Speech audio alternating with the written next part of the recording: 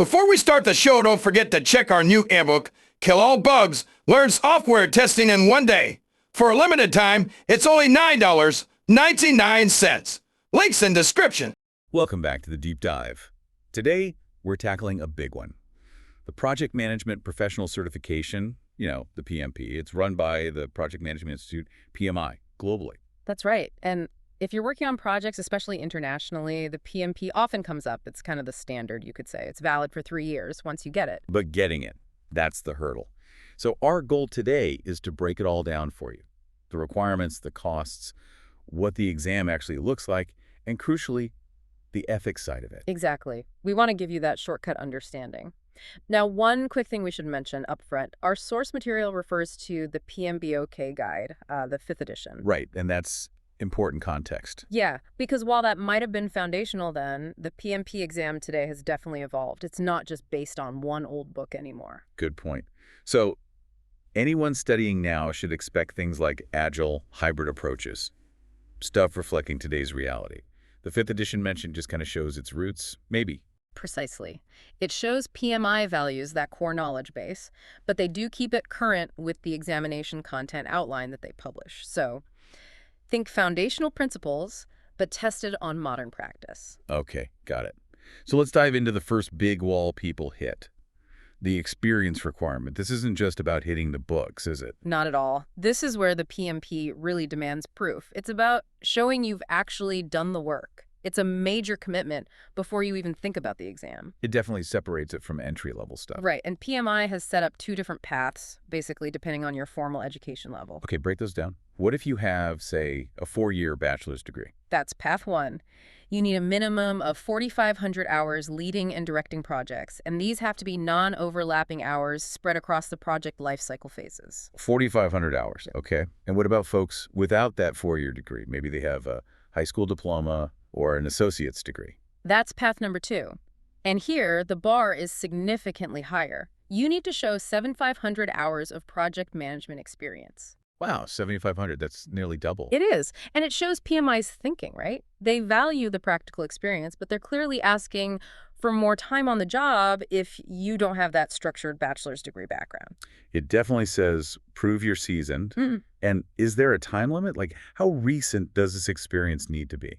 Yeah, for both paths, the experience needs to have been gained within the last 8 years leading up to your application. Okay, so recent, relevant experience. And it's not just about having the title project manager, right? Exactly. You need to show you were involved in initiating, planning, executing, monitoring, and controlling, and closing aspects, even if your title was different. Makes sense. Now, beyond the hours, there's also some formal education needed, isn't there? For everyone. Yes, that's right. Both paths require 35 hours of specific project management education.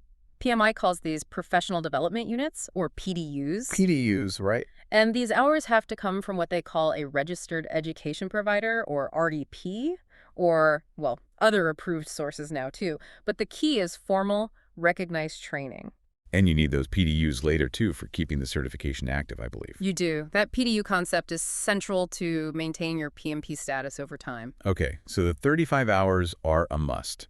So we've got this huge time commitment, 4,500 or 7,500 hours, plus 35 hours of class. Let's talk money. What's the financial hit look like? Well, this is where it gets interesting because there's a huge range. That required 35-hour course.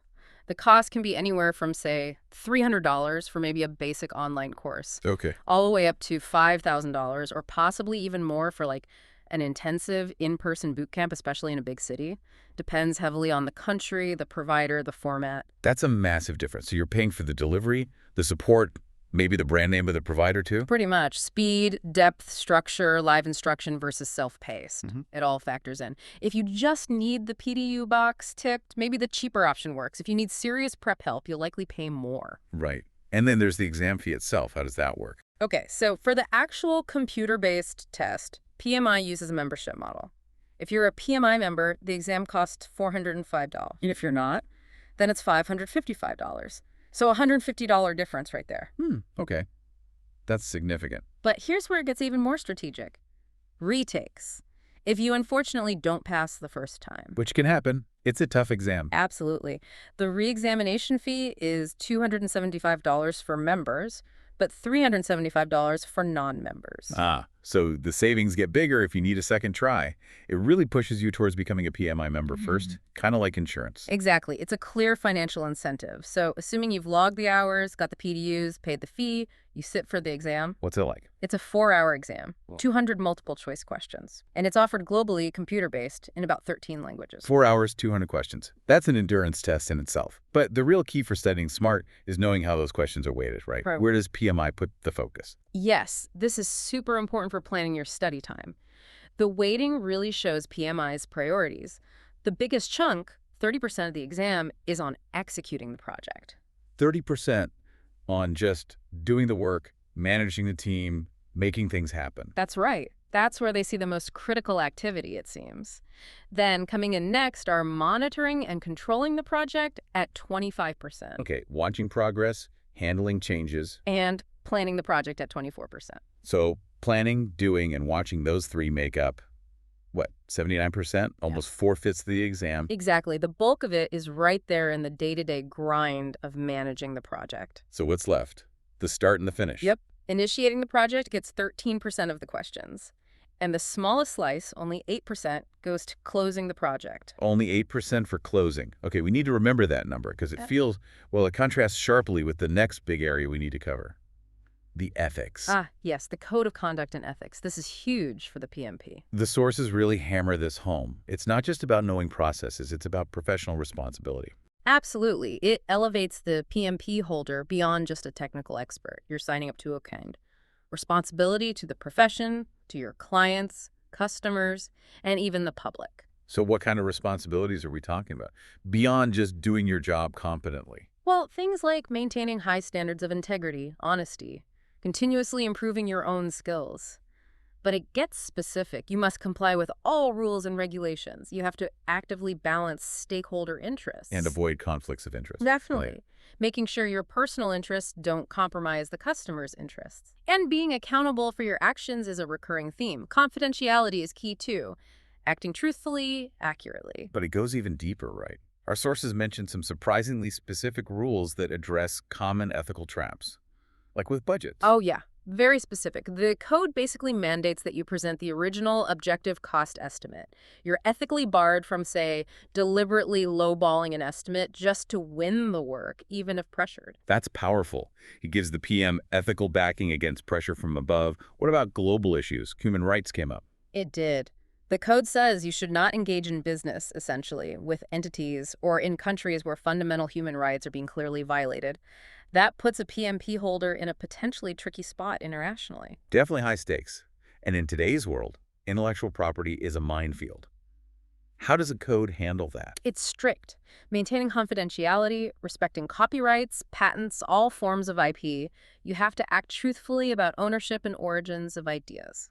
Let's make this concrete. The sources had some sample ethical dilemmas. How would the code guide you if, say, a new team member brings a great idea they developed at their last job?